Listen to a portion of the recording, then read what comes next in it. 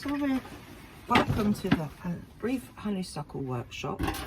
So this is the honeysuckle that I retrieved yesterday, and some of it's going to be very straightforward and some of it's going to require a tiny bit of gardening skill. So number one is the big clump here, which has already got roots on it. That's very easy to propagate, so really that's all that needs is either to go straight into the ground, perhaps chop off some of these longer pieces and the roots will settle, or we can do layering now. So or we can put it in a pot and bring it on. I'm going to put it in a pot to start with because I'm indoors at the moment with pots and things. So here's my tray. So let's leave the generous clump already made for us. Let's put that to one side, and we'll start with our seed tray. So what we're going to do is layer this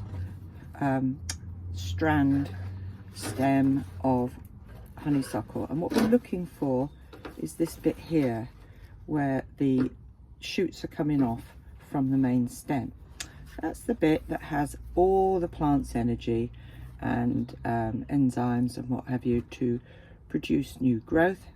Point 1, point 2, new growth. So that's the activity, that's the nebulous, if you like, the hive of activity. We've got a bit of help. We've got some worms that have survived the transplantation. I'm going to pop them in with us, and it's going to be very straightforward. I'll show you what we do. So we've got a couple of worms in here. We've got a sprinkling of soil from where it's been transplanted, and then I'm going to add my compost soil. I'll just show you what this looks like. So my compost soil is spent compost. It's a mixture of different things. When I say spent, I mean old compost. Some of it's come from my garden compost heap and been mixed with ash from my garden bonfire, which I rarely have, but when I do have it, I'm only burning green stuff, as in woody things, you know. So it's all biodegradable. There's no chemicals in here. Might be the occasional stone, but that can help with calcifying elements such as calcium, and also break down the help with drainage. So I'm not putting my honeysuckle in just yet. I'm filling my seed tray with my compost mix, which, as you can see, is quite ashen. I'll just put this here for a minute. Let's prop it down. Thank you. Yeah, so what we're doing here is adding our compost as such, and then I've got some other things, like this sedum didn't take, so I'm going to take the sedum out and just use the potting compost I used for that, and maybe pop the sedum back in because it's got some green in it, because things do change when they're moved. I've got perlite here. Now I'm saving that for seedlings. I've also got some, this is called clay aggregate, benefits of leca, the ultimate solution for sustainable and efficient gardening.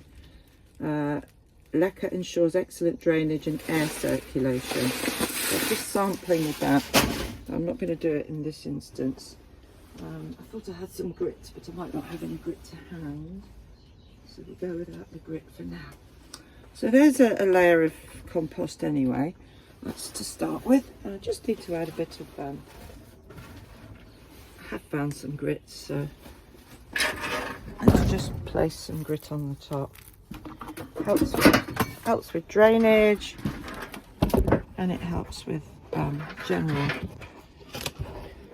keeping things off. So if there are any slugs in this greenhouse, they're not going to like the surface of grit to crawl upon.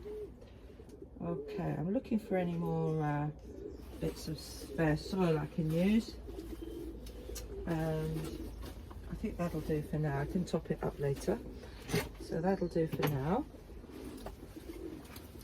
So what do we do with our piece? Well, we take that growing point I showed you,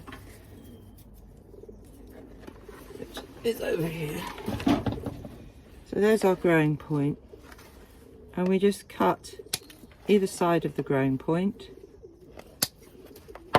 lengthways. Take off some of that leaf,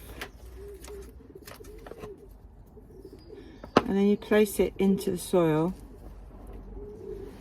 You place it into the soil so that the growing point is covered by soil. Right, and then you do that a few times with all your other cuttings in the same way. This big one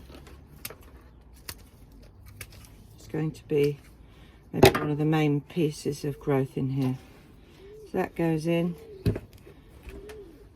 Continue, continue. And then this is what you do with strawberry runners as well.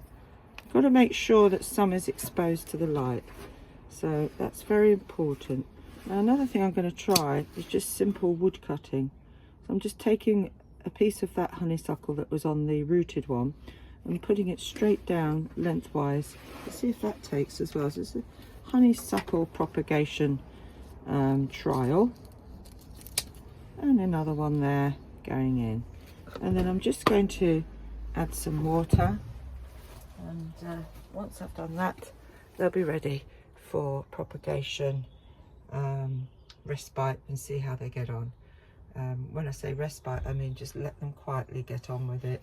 There might be some weeks before any activity occurs that's obvious to us. But that's what you're looking at. You cover them down, make sure that there's light coming into those pieces that you've put in. That's the cross section there. A little bit of soil over the top, but make sure there's light coming into the attached leaves. And then you're going to add some water to that. Don't let it swim in the water, just covering it, and then leave it for a few weeks, or go even check on it within 2 weeks. Keep it in a warm, frost-free environment, so it has to be above 1 degree, and come back to it later. Let's see how we go with honeysuckle garden in mind. And this is the one that I'm going to put in the ground later, or into a pot. Haven't decided yet, probably a pot. Garden in mind. Thank you for watching.